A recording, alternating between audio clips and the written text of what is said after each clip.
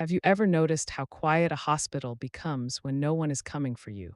How the machines keep breathing even when your name is the only thing left awake in the room? Because that was the first thing I felt, the quiet, thick and polite and unforgiving, the kind that doesn't rush you but waits until you understand exactly what it means.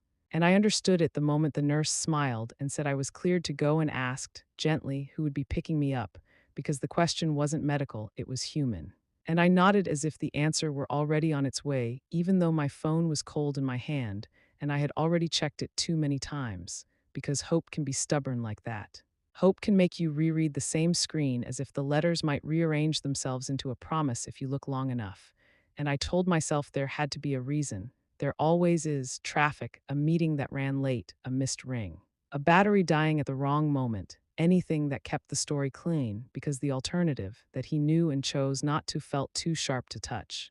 And while the IV hissed like a tired apology beside me and the clock clicked with the steady confidence of something that would not wait, I dialed again, because that's what mothers do: we dial again. We smooth over the silence before it has time to harden, and the first call went straight to voicemail. The second did too. The third rang long enough to raise my pulse and then dropped.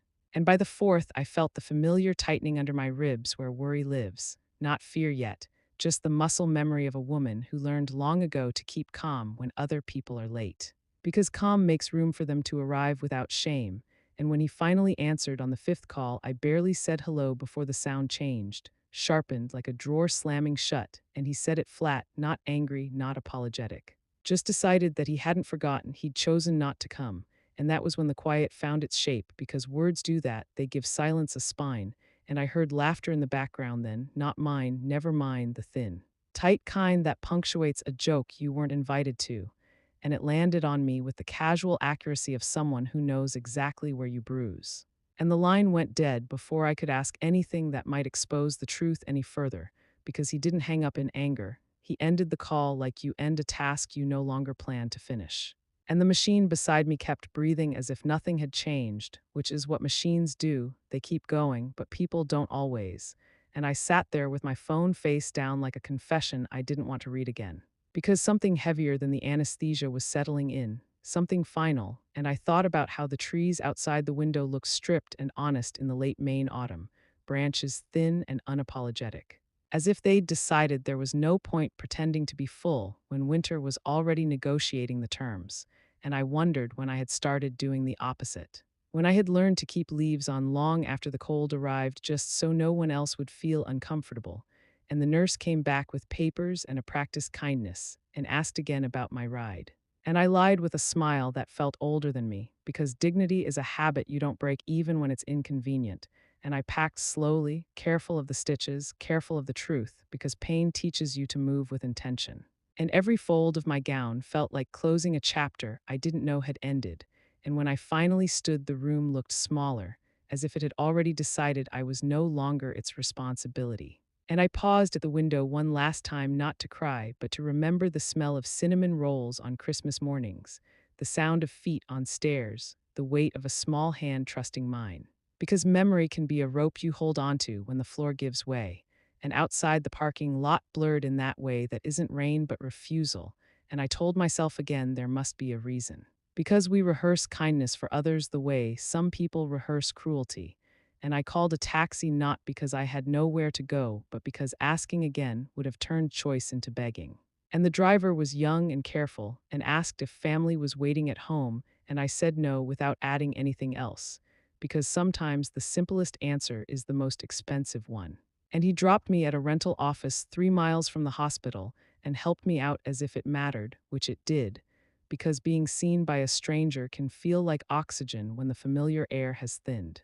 And I signed my name with a hand that trembled not from weakness, but from a decision forming quietly behind my eyes, and the car smelled like old cigarettes and pine cleaner and borrowed time. And when I adjusted the mirror, I saw a woman who looked erased in pencil, waiting to be redrawn, and I drove with the radio off because I didn't want music to tell me how to feel. I wanted the road to do that. Every bump reminding me that healing is not linear and neither is love. And as the miles slipped by, I realized something I hadn't allowed myself to think yet, something that changed the temperature of the day entirely. which was that forgetting is accidental, but choosing is not, and the difference between the two is where responsibility lives.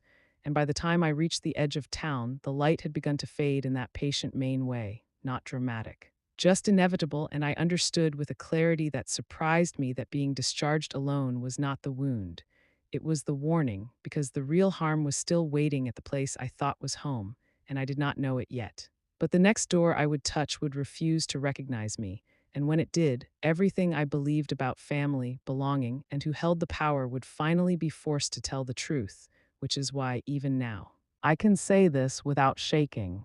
I thought being discharged alone was the worst part of that day. It wasn't. What do you do after the door of a hospital closes behind you and you realize the world hasn't rearranged itself to make room for your weakness? Because that was the moment it hit me that recovery is not just about stitches and charts, but about where you are expected to go when no one feels responsible for you anymore. And as I stood there in the thin air of the afternoon, with my discharge papers folded like an apology in my coat pocket, I felt the strange pressure of freedom mixed with something colder. Because freedom without invitation can feel like exile, and I told myself to stand straight even though my side pulled with every breath, because pain has a way of reminding you where your body ends and the truth begins. And I took each step carefully, not because I was afraid of falling, but because I didn't want anyone to mistake my slowness for confusion. Since women my age learn early that people are quick to rewrite your story if you give them a pause to fill in, and the sidewalk outside the hospital was busy with people who had places to be and names waiting for them.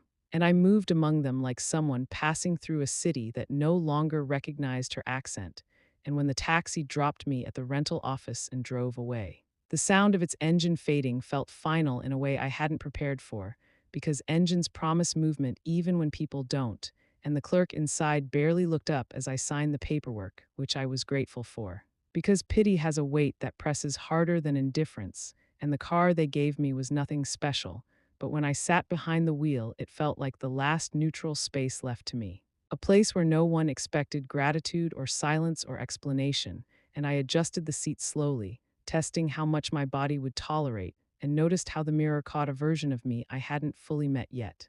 Older than yesterday, sharper than last week, someone whose eyes were busy doing math I hadn't learned before, calculating loss and leverage at the same time, and when I turned the key and the engine answered, I felt something unexpected loosen in my chest, not relief exactly, but permission, because there is a difference between being rescued and rescuing yourself. And the road out of the lot curved gently as if it were being kind on purpose, and I followed it, letting the town unfold in familiar fragments, the bakery on the corner where I used to stop on Saturdays, the hardware store that smelled like oil and patience, the library whose steps I climbed 1,000 times without thinking, and each landmark stirred a memory I hadn't asked for, because memory doesn't care if you're ready. It arrives with its own agenda, and I remembered how often I had rearranged my days around other people's emergencies, how quickly I had learned to answer before the phone finished ringing, how natural it had felt to drive through snowstorms and sickness and bad moods just to make sure someone else wasn't alone,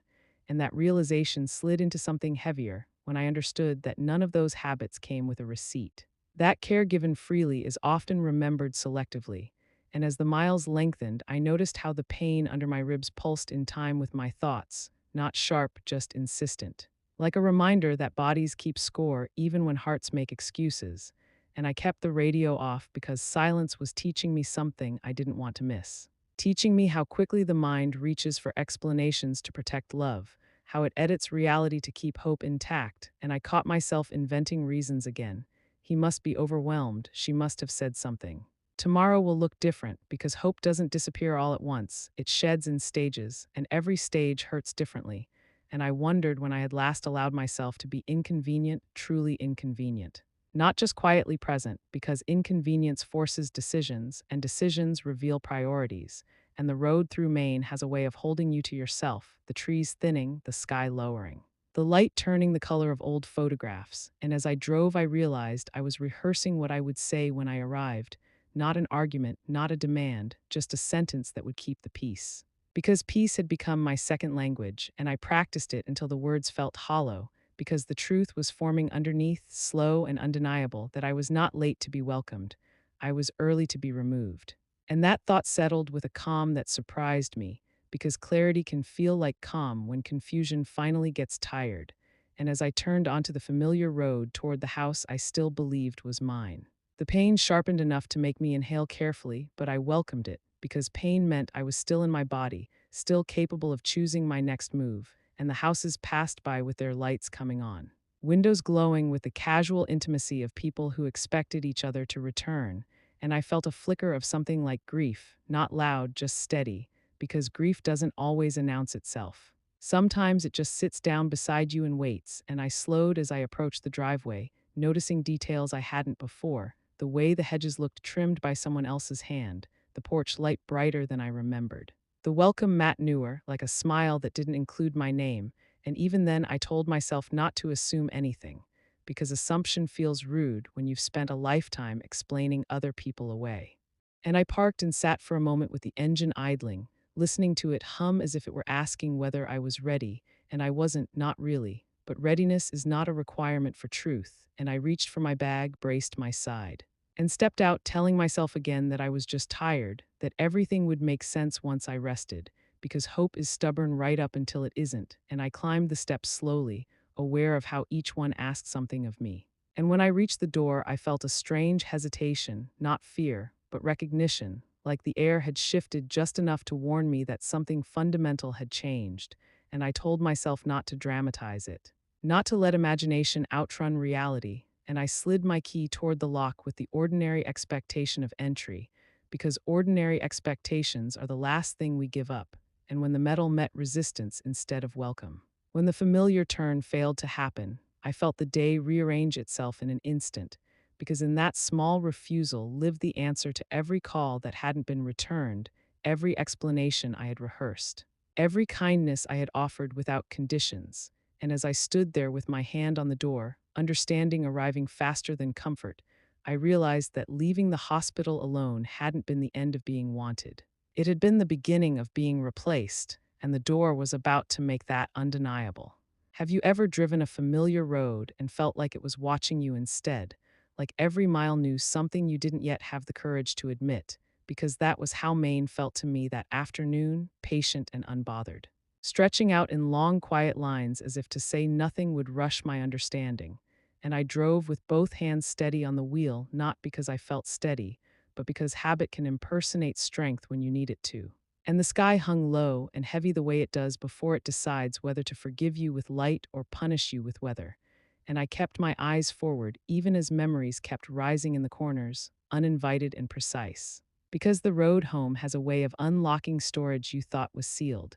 And I remembered driving this same stretch years earlier, with a car full of groceries balanced on hope and coupons, with a boy asleep in the back seat and a list in my head of what still needed to be done before morning. And I remembered how natural it felt then to be needed, how hunger sharpened purpose instead of dulling it.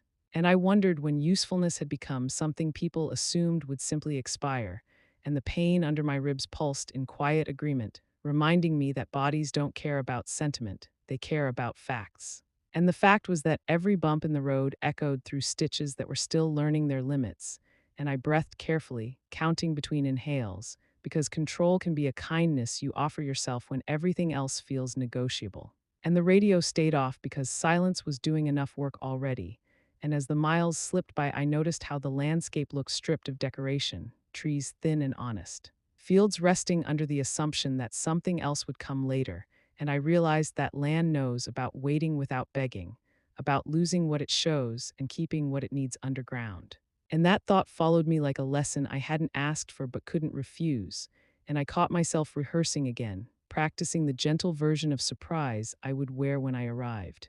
The kind that smooths over discomfort before it has a chance to speak, because smoothing had been my specialty, and I could do it without thinking, without effort, without asking whether it was deserved. And the realization crept in slowly that I had been smoothing my way out of relevance for years, polishing the edges so no one would notice how much space I still occupied. And that thought tightened something in my chest more than the surgery ever had, because it named a pattern I hadn't wanted to see, and the road curved and dipped and the car followed obediently, because machines don't resist direction. And I wondered when I had stopped resisting mine, when I had started mistaking compliance for peace. and the memory of his voice on the phone returned, not loud, not cruel, just decided. And that decision echoed louder than any argument could have, because anger can be negotiated, but choice rarely asks permission. And I realized then that the drive was not just a way back, it was a threshold. Because you don't travel that many miles alone without crossing something inside yourself. And as I neared the edge of town, the light shifted, houses appearing in sequence like thoughts lining up for inspection, and each one looked intact. Occupied, secure in the expectation that someone would open their doors without hesitation, and that expectation felt foreign to me suddenly, like a language I used to speak fluently but had forgotten in pieces. And I slowed without realizing it, not because of traffic, but because anticipation has weight, and it settled into my shoulders as I turned onto the street I knew by heart. The street where I had waved at neighbors and borrowed sugar and shoveled snow before anyone asked, and everything looked the same in that way that hides change until it's too late to pretend it's minor, and the hedges were trimmed too evenly. The porch light brighter, the welcome mat newer, as if someone had decided to refresh the surface without consulting the foundation, and I felt a small tightening of instinct. The kind that used to warn me when something was off before I had evidence, and I ignored it out of habit, because ignoring yourself can feel like loyalty when you've practiced it long enough. And I pulled into the driveway and shut off the engine and sat there longer than necessary, listening to the ticking as it cooled, because endings announce themselves in small sounds if you're willing to hear them, and I told myself again that I was tired. That everything would feel clearer after rest, because denial doesn't argue, it reassures, and I reached for my bag and opened the door, the air colder than I expected, sharp enough to wake me fully. And as I stood there bracing my side and adjusting my coat, I felt something settle into place, not fear, not anger, but a recognition that the road had done its job, that it had brought me exactly where I needed to be to see what had already been decided without me. And as I climbed the steps slowly, each one deliberate, I realized that the drive back through Maine hadn't been about getting home at all. It had been about arriving at the truth, and the truth was waiting just behind the door I was about to test, patient and unmoved, ready to tell me whether I still belonged, or whether the story I had been telling myself was finally out of road. Have you ever stood in front of a door you've opened 1,000 times and felt it hesitate before you touched it, like it already knew you were no longer expected, because that hesitation lived in my hand as I raised the key? A small familiar weight that had always meant entry, and I remember thinking how strange it was that such a tiny thing could hold so much history, mornings and nights and arguments and apologies. And I slid it into the lock with the ordinary confidence of routine, the confidence that comes from repetition, and the metal refused me, not with drama, not with noise, just a dull resistance that said no without raising its voice. And I tried again because that's what you do when something doesn't make sense. You assume it's you adjust your angle, your grip, your patience, and the key scraped uselessly as if it were a prop from another life. And I stared at it longer than necessary because disbelief buys time, and time feels like control when you don't have much else. And then I saw it, the lock itself, brighter, newer, unscarred by years of use. A stranger sitting where familiarity used to live, and the realization landed not as shock but as confirmation, because shock requires surprise, and somewhere deep down I had already been warned. And the porch light hummed above me with a confidence that did not include my name, and the air smelled damp and cold, threading its way under my collar, and I knocked once then again, not loud, not demanding. Because I wasn't ready to be accused of anything yet, and I waited, listening to the sounds inside the house I had built, sounds I knew well enough to recognize when they were pretending not to exist, footsteps shifting, a floorboard settling. A murmur that stopped when I knocked again, and I called his name softly because calling loudly would have turned the moment into a scene, and scenes make it easier for people to dismiss you, and I wasn't ready to be dismissed, not yet. And for a moment there was nothing, just the porch light and the quiet and the slow awareness that I was standing outside my own life. And then a voice floated down from upstairs, not his, never his, hers, precise and sharp and practiced, telling me I wasn't supposed to be there, that I should have stayed where people in my condition belonged, that the house breathed better without me, and the words landed with the efficiency of someone who had rehearsed them. And I felt something tighten that wasn't my incision, something older, something that recognized cruelty when it heard it. And I knocked again, harder this time, not because I thought it would open the door, but because silence deserves a witness. And my side protested, and I welcomed the pain because it anchored me in my body when my place in the world felt negotiable. and I said his name again, clearer. Because clarity is the last courtesy you offer before you stop offering anything at all. And there was movement then, unmistakable, a shadow crossing the hallway, a familiar silhouette pausing just long enough to be recognized. And in that pause lived 1,000 choices, and I held my breath the way you do when you know the answer but want to give the question one more chance. And he came close enough to the door that I could feel the weight of him on the other side. Close enough that all he had to do was turn the handle and say my name, close enough that the years between us could have been bridged by a single motion, and then he didn't. And the porch light clicked off, as if the house itself had decided the conversation was over, and darkness settled with a finality that felt almost polite. And I stood there longer than dignity required, because dignity sometimes needs proof that it tried, and the rain began without ceremony, not heavy, just persistent, threading its way down my hair and collar like a quiet insistence.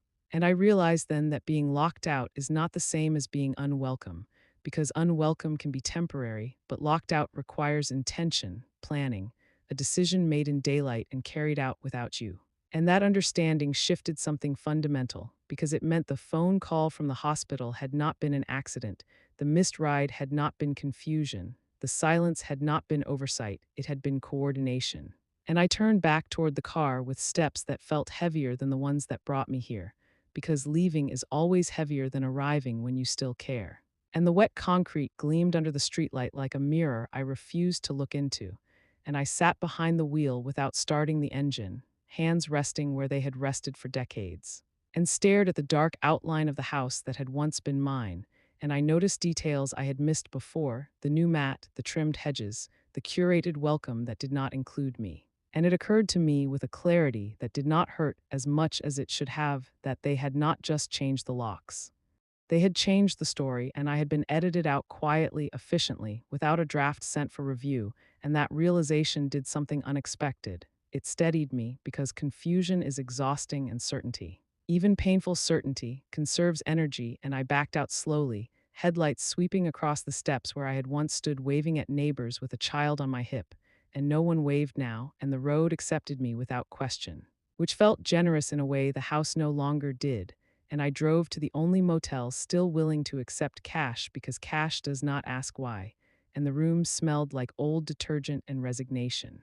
And I sat on the edge of the bed fully clothed, because sitting felt safer than lying down, and I did not cry because tears would have softened something I needed firm, and I whispered to no one that I saw it now, that I understood the pattern.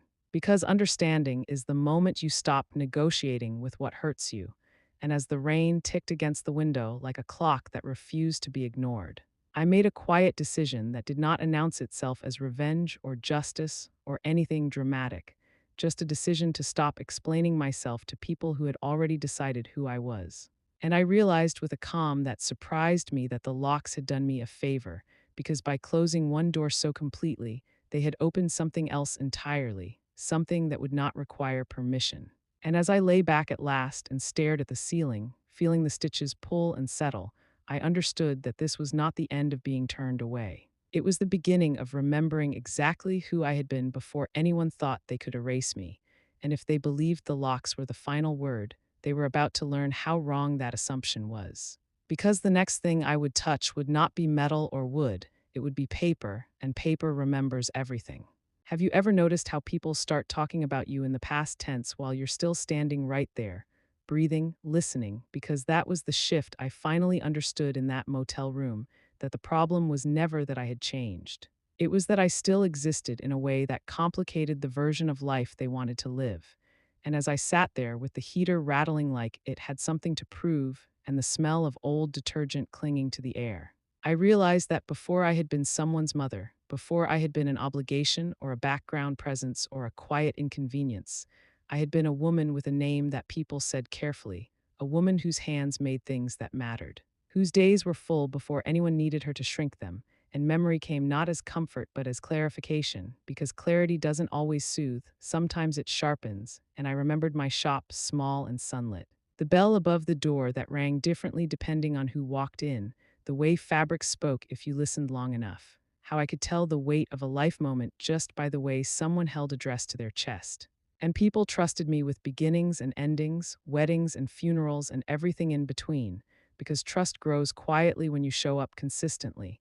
And I had shown up for decades, not loudly, not dramatically, just reliably. And then there was my husband, steady in the way that doesn't need to announce itself. A man who believed in preparation not because he expected disaster, but because he respected reality. And I remembered how he used to say that love without structure is just hope with good intentions, and how he insisted on keeping certain things clear and documented, not out of suspicion, but out of care. Because care anticipates vulnerability instead of denying it.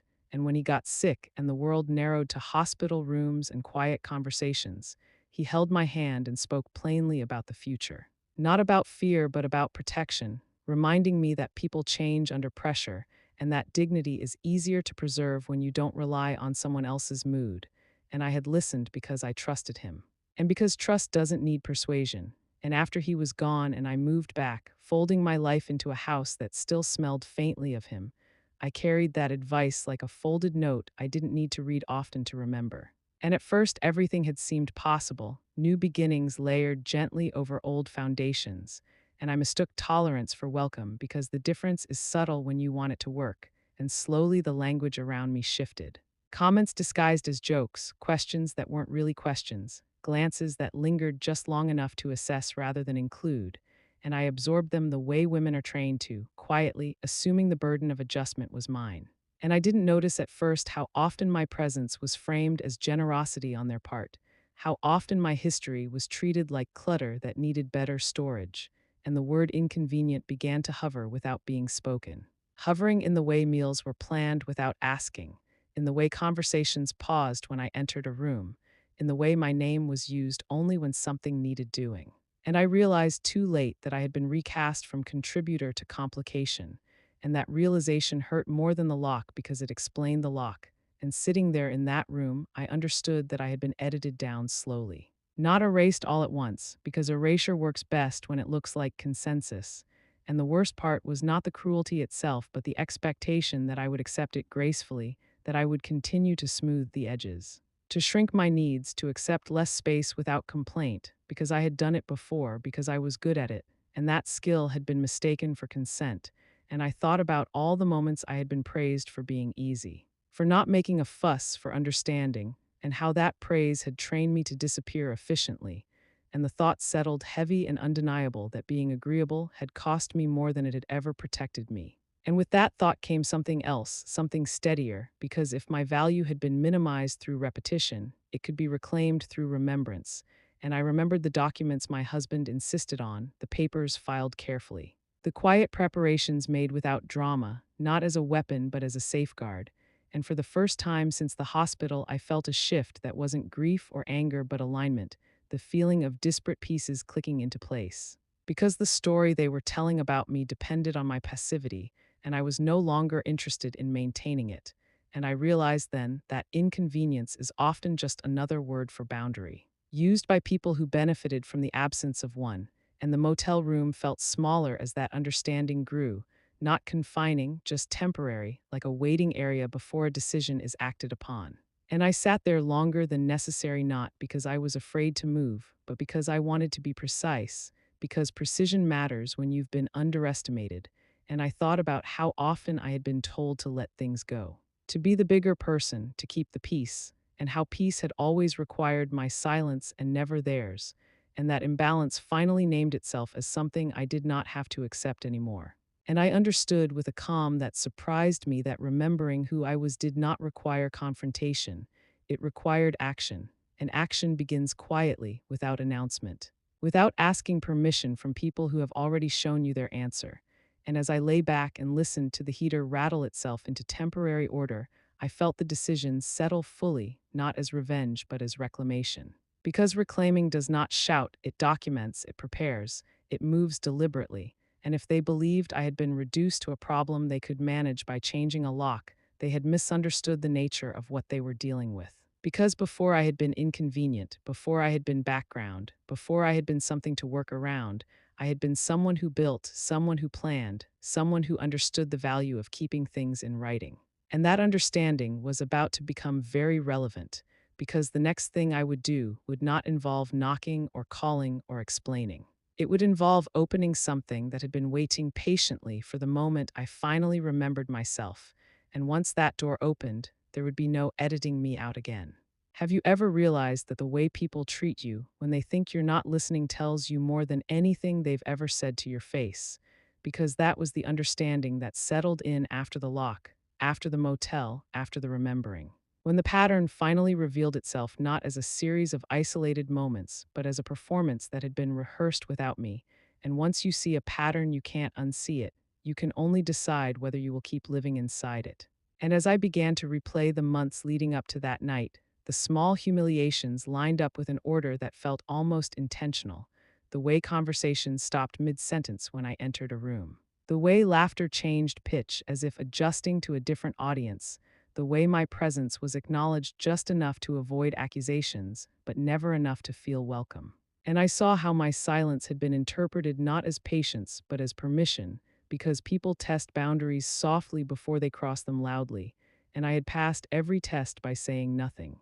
And the truth was that disrespect rarely arrives fully formed. It grows, it tries on different shapes until it finds the one you'll tolerate, and I had tolerated too much for too long, and then there were the jokes. The kind that pretend to be harmless while sharpening their edge. Comments about my memory, my pace, my habits, my smell, each one delivered with a smile that dared me to object, because objecting would have been framed as sensitivity. As drama, as proof that the joke had landed correctly, and I had learned long ago how to make myself smaller in those moments, how to laugh just enough to signal compliance, because compliance had kept things calm in the past. And calm had felt like safety, and I see now how easily safety can be confused with erasure, and how erasure becomes entertainment when the person being erased is expected to accept it quietly, and the more I withdrew, the more room they had to perform, to turn my absence into a character trait, to narrate my existence as a problem solved rather than a person sidelined, and I remembered how friends were invited over without mention, how gatherings happened around me rather than with me, how I became a detail that could be omitted without consequence, and that omission emboldened them, because when no one challenges a narrative, it grows bolder, more elaborate, and eventually cruel, and the realization came not as outrage but as strategy, because outrage would have burned hot and fast, while strategy required patience, and patience I had in abundance. And I began to understand that what they were doing was not just dismissive, it was performative, designed for an audience that would laugh and validate and normalize the cruelty by calling it humor. Because humor is often the mask people use to avoid accountability, and accountability is uncomfortable when it interrupts a good time. And I realized then that there was an entire version of me circulating in their social orbit that I had never consented to, a version reduced to a stereotype, stripped of history, made safe to mock because it no longer felt real. And the most painful part of that realization was not the cruelty itself, but the awareness that it had been curated, shaped deliberately to make my exclusion seem reasonable, even justified, and once that clicked, something else clicked with it, because if my humiliation had been curated, it had also been documented somewhere, because performances leave traces, and traces can be collected, and that thought shifted me from mourning to observation. Because observation is the first step toward regaining power, and I stopped assuming privacy where none had been offered. I stopped believing that what happened when I wasn't present simply disappeared into the air. And I recognized the importance of proof, not because I wanted to confront them, but because I wanted to protect myself from the next version of the story they would tell. And I understood then that silence can be used in two ways: to submit or to watch, and I chose the second, and that choice changed the temperature of everything, because watching requires a different kind of attention, a steadier one, and I began to notice how often my absence was referenced casually, how easily my humanity was set aside for a laugh, how comfortable they had become using me as a shorthand for inconvenience, and that comfort was damning, because people only mock what they believe cannot respond. And the more I thought about it, the clearer it became that the lock had not been an isolated act of cruelty. It had been the final punchline of a long-running joke, and jokes, like stories, rely on repetition. And repetition leaves evidence. And as that realization settled, I felt something that surprised me, not despair but focus, because focus narrows the field and makes the next step obvious.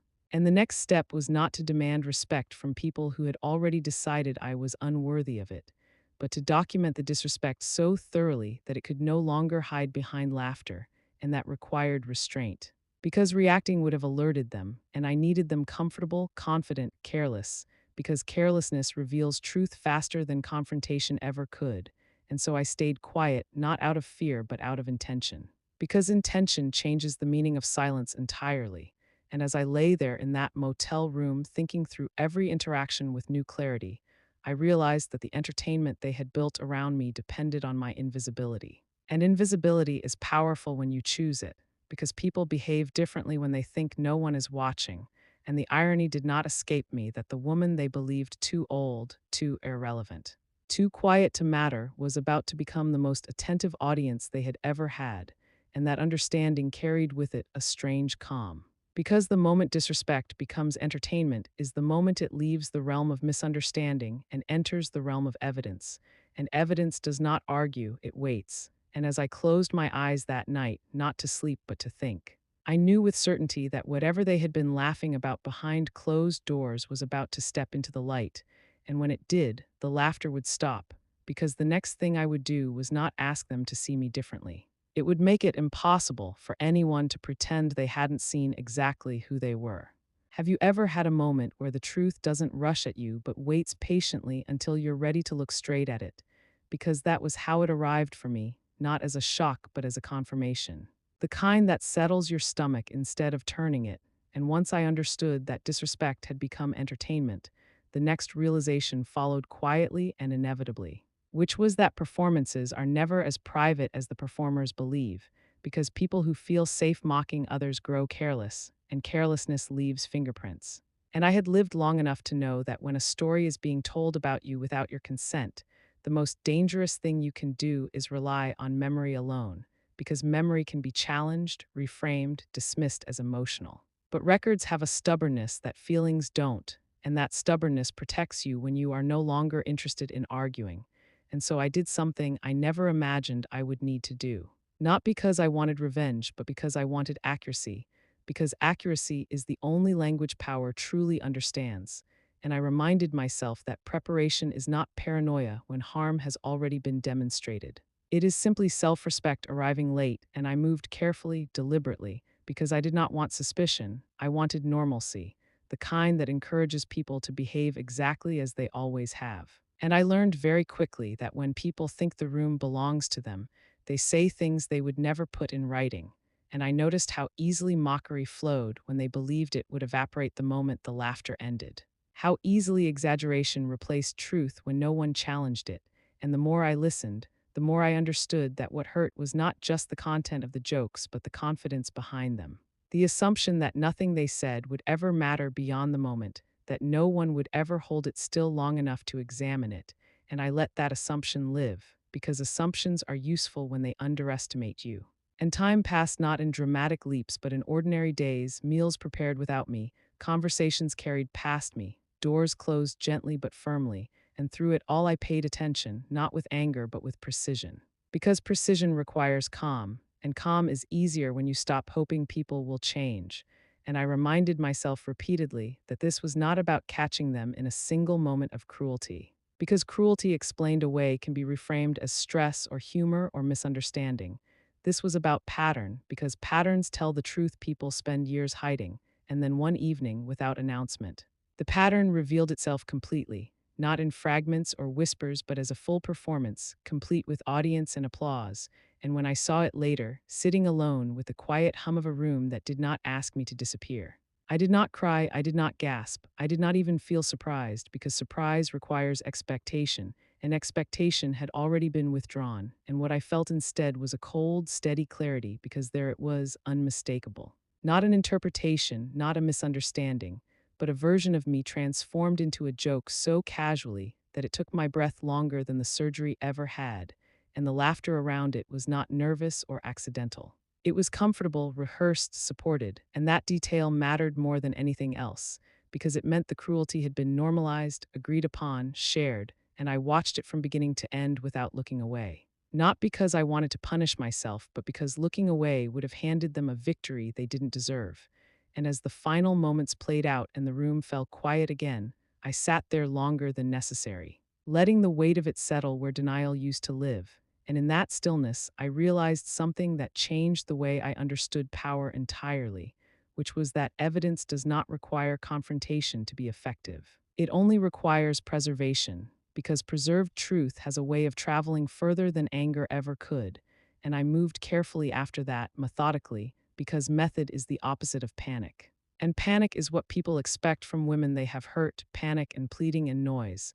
And I offered none of it, and instead I labeled what needed labeling, stored what needed storing, and made sure that what I had seen could not be unseen by anyone who mattered, because once a lie is documented, it loses its flexibility, and once cruelty is witnessed, it stops being a joke. And the most important decision I made that night was not about what I would do next, but about what I would not do, which was react prematurely, because premature reactions give perpetrators time to adjust their stories. And I wanted no adjustments. I wanted authenticity in its rawest form, and authenticity thrives when people feel safe. And so I let them feel safe, and that safety became their undoing because the footage did not shout. It did not editorialize, it did not need my voice at all. It simply existed, unembellished, undeniable, waiting for the right moment to speak. And I understood then that the power had already shifted, quietly, invisibly. From the moment they believed, I was no longer paying attention, and as I turned off the screen and sat back in the silence, something inside me steadied completely, because the question was no longer whether I was being mistreated. The question had become how I would respond to the proof of it, and the answer did not come as anger or sorrow, but as resolve, because resolve does not waste energy on people who have already revealed themselves. It saves that energy for the structures that make consequences permanent, and as I prepared for the next step, the one that would take what I had preserved and give it weight beyond my own testimony, I knew with certainty that the laughter I had witnessed would never sound the same again, not to them, not to anyone, because once disrespect is recorded, it stops being entertainment and starts becoming history, and history, unlike jokes, does not fade when the room empties, it waits to be read, and the next thing I would do would place that history exactly where it belonged, in the hands of someone who knew how to turn truth into something that could not be ignored. Have you ever realized that the most powerful things in your life are often the ones you almost forget about, because they don't demand attention until the moment they're needed? And that was how the next step revealed itself to me. Not as a dramatic idea, but as a quiet recollection, a memory that had been waiting patiently beneath everything else. And once it surfaced, it felt inevitable, like remembering your own name after being called something else for too long. And I understood then that while they had been busy rewriting who I was, there were documents in this world that did not care about opinion or tone or laughter, documents that remembered the truth the way it had been written, not the way it was later mocked, and that understanding did not excite me, it steadied me, because steadiness is what replaces anger when anger finally exhausts itself. And I thought about my husband, about the way he believed in order not as control but as protection, how he used to say that love is strongest when it plans for its own absence. And at the time those words had felt abstract, philosophical even. But sitting there now, they felt practical, almost urgent, because he had known something I had only just begun to accept, which was that familiarity does not guarantee loyalty. And loyalty should never be assumed where power is uneven. And I remembered the conversations we had years ago, the ones that didn't linger because they weren't emotional, just necessary, about names on paper and contingencies and clauses that seemed excessive until they weren't. And I remembered how he insisted that dignity should never be dependent on anyone else's mood, because moods shift, alliances change. But paper remains stubbornly itself, and that stubbornness suddenly felt like an anchor, and I reached for my bag and felt the reassuring outline of what I had carried without thinking for years. The key that had once felt symbolic and now felt decisive, because symbols only become tools when you're ready to use them. And I did not rush, because rushing suggests doubt, and doubt gives people space to challenge you. And I wanted no space left for challenge. And the next morning I woke early, not because I had slept well, but because clarity has a way of setting its own alarm, and I moved through the day with a focus that surprised me. Each task arranged carefully, each call placed without hesitation, because once you accept that you are done explaining yourself, logistics become simple. And I walked into the bank with the calm of someone returning something that had been borrowed too long, and the familiar smell of paper and polish greeted me like an old acquaintance. And I noticed how different it felt to be in a place where procedures mattered more than personalities, because procedures don't take sides, they just ask for accuracy, and accuracy I had in abundance. And as I followed the manager through doors that closed with reassuring finality, I felt the strange relief of stepping into a space where the story was still intact, untouched by reinterpretation. And when the box slid open, it did not feel dramatic. It felt correct, like a sentence finishing itself, and inside were the records of a life lived deliberately, decisions made without noise. Protections built quietly because someone loved me enough to think ahead, and as I unfolded the papers, I felt the weight of time shift, not backward, not forward, but solidly into the present. Because the present is where authority lives when you stop postponing it, and I read slowly not because I needed to understand, but because I wanted to honor the care that had gone into every line. Every contingency written with the assumption that someday clarity would be required, and the clarity was there in plain language, not accusatory, not emotional, just factual, allowing for response where dignity had been compromised, for redirection where trust had been abused. And I realized then that the will they never read was not a weapon designed in anger, but a safeguard built in love. And love, when it is honest, prepares for disappointment without becoming bitter. And I closed the folder with a calm that surprised even me, because nothing inside it demanded revenge, it demanded responsibility. And responsibility is heavier but cleaner than anger. And I left the bank carrying nothing new but understanding everything differently, because the power had never disappeared, it had simply been waiting for me to acknowledge it. And as I stepped back into the daylight, I felt the faintest echo of grief, not for what I had lost, but for how long I had believed I had lost it, and that grief passed quickly, replaced by resolve. Because resolve does not linger on regret, it moves, and the next place I went was not home and not the motel, but an office where words become actions and actions become consequences. And I sat across from someone who listened without interrupting, who did not ask me to soften my account or question my memory, because memory was no longer the foundation, documentation was. And as the papers were reviewed and the path forward took shape, I understood with a clarity that bordered on relief that nothing about this process required permission from the people who had locked me out. Nothing required their agreement or their understanding, because the will they never read had already answered the only question that mattered, which was what happens when dignity is denied, and the answer was not immediate or loud, but it was irreversible. And as I left that office with the plan set in motion, I knew something fundamental had shifted, because for the first time since the hospital, I was not reacting to what had been done to me, I was acting on what had always been mine. And the realization settled fully that the locks, the laughter, the silence had all been temporary expressions of power. But this was structure, and structure outlasts cruelty every time. And as I prepared for what would come next, I did so without urgency or fear, because when the groundwork has already been laid, all that remains is to let it do what it was designed to do. And the people who believed they had ended the story were about to discover that they had never read the most important chapter at all. Have you ever walked into a place knowing that the truth will finally have to sit still, knowing it can no longer be talked over or laughed away? Because that was how the courthouse felt to me that morning, not intimidating, not grand. Just firm, like a room that had heard everything and forgotten nothing. And as I crossed the threshold, I noticed how my steps sounded different on that floor, steadier than they had any right to be, because certainty does that. It straightens you without asking, and I wore blue instead of black, not because I was optimistic, but because this wasn't a funeral, it was an accounting. And accounting requires clarity, not mourning. And as I took my seat, I felt the weight of months condense into a single moment. Months of silence and laughter and dismissal now reduced to evidence arranged neatly in a file. Because when chaos is organized, it loses its power to overwhelm, and I noticed how ordinary everything looked, the benches worn smooth by time, the quiet shuffle of papers, the neutral expressions of people whose job it was not to feel but to evaluate, and that neutrality felt like mercy, because mercy is not always kindness. Sometimes it is simply fairness applied evenly. And when the proceedings began, there was no drama, no raised voices, just facts placed one by one where they could be examined. And I listened as my experience was described not as emotion but as pattern, not as accusation but as sequence, and hearing it that way changed something inside me, because pain reframed as pattern becomes comprehensible, and comprehensible things can be addressed. And when the footage was introduced, the room shifted in a way you could feel rather than see, a collective tightening, because laughter sounds different when it's removed from its audience and replayed in silence.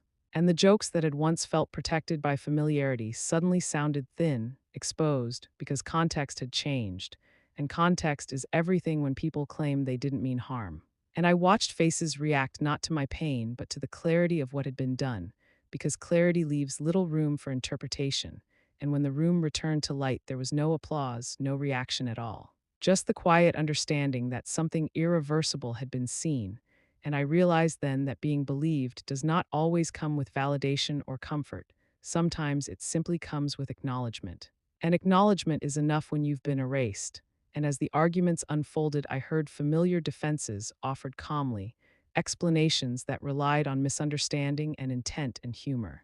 Explanations that might have worked if they hadn't been contradicted by their own consistency, because isolated incidents can be explained away, but sustained behavior tells a different story. And I felt no urge to interrupt or correct or defend myself, because the evidence had already spoken, and my role now was not to convince but to exist in the truth without shrinking. And when I stood to speak, it was not with anger or performance but with precision, because precision is the language of accountability, and I spoke about facts, about timelines, about what happens when a person is denied access to her own home, denied care at her most vulnerable moment, denied dignity not once but repeatedly, and I did not exaggerate because exaggeration weakens truth. I simply described what happened and allowed it to be evaluated, and in that moment I felt something settle that I hadn't expected, not vindication but release.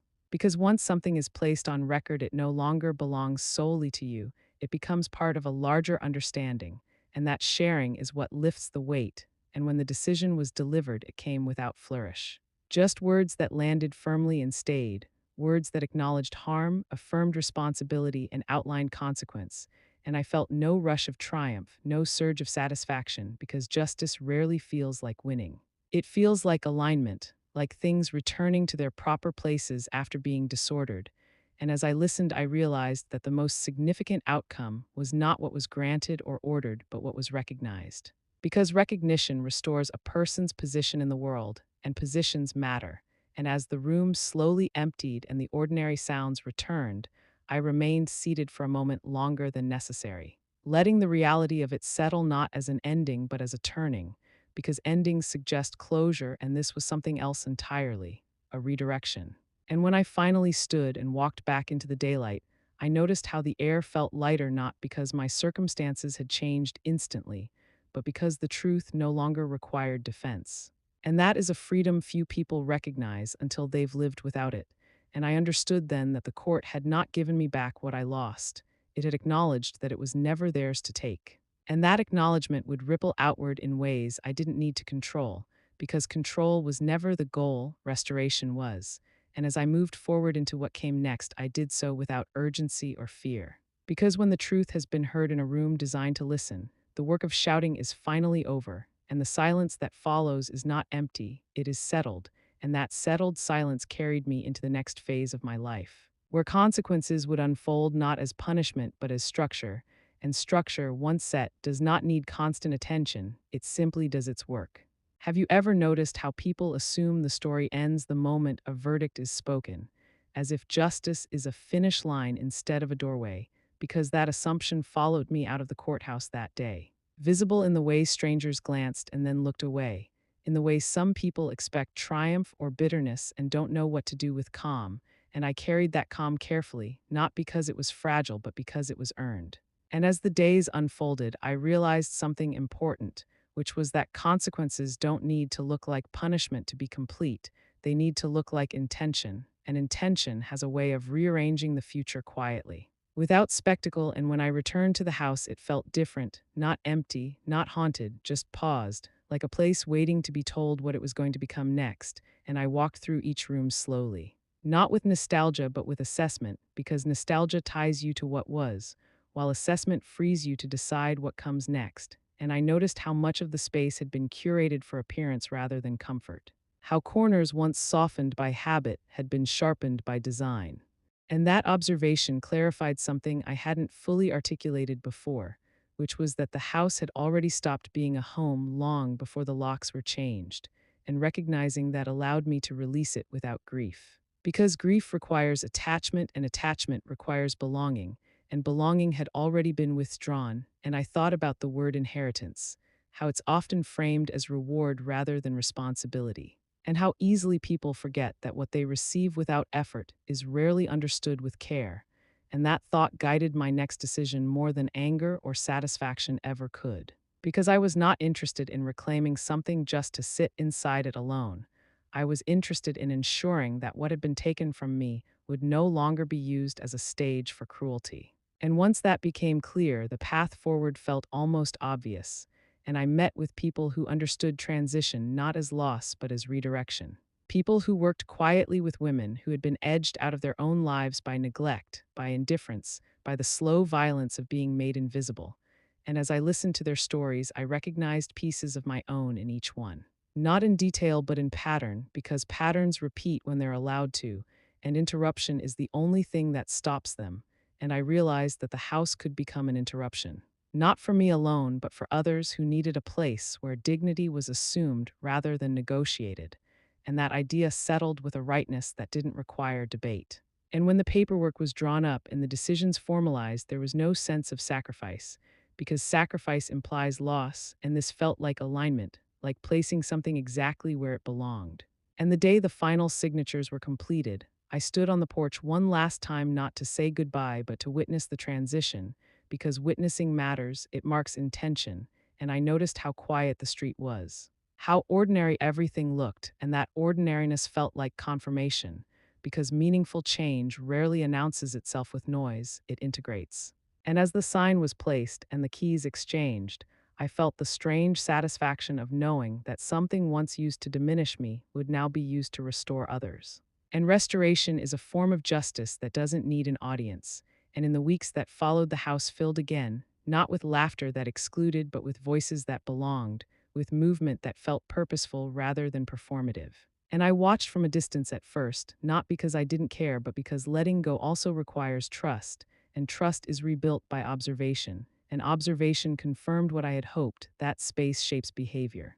And when people are given room without threat, they begin to stand differently, speak differently, imagine differently. And I understood then that what I had done was not an ending, but a redistribution of power. Taking something that had been hoarded and misused and placing it where it could no longer be turned into a weapon.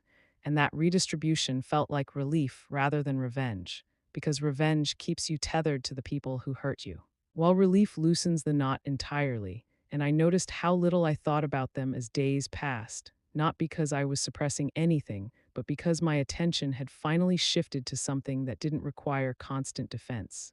And that shift was the real consequence, because attention is the most valuable thing we give, and once it moves on, it rarely returns, and occasionally I would hear updates secondhand. Whispers about reactions and confusion and attempts to reframe what had happened, and I listened without engagement, because explanations are only necessary when you still seek approval, and I no longer did.